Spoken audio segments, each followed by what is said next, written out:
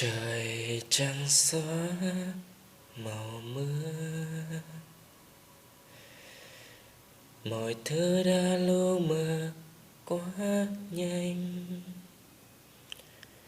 Vô vàn kia đã khắc sâu thêm những nỗi buồn. Nhận ra ngần ấy năm em vẫn không thuộc về anh. Anh đã có tất cả nhưng tim em thì không.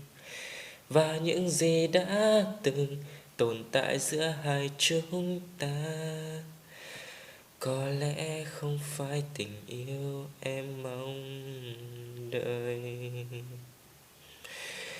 Ngày mà em quyết định rời xa, mọi thứ cứ ngỡ còn nguyên vẹn.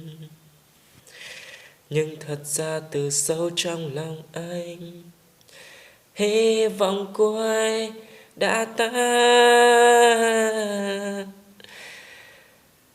Nếu như yêu nhau chỉ cần nhìn mưa sẽ nhớ nhau thêm, cớ sao chia tay lại sợ giọt buồn thấm đẫm cô đơn.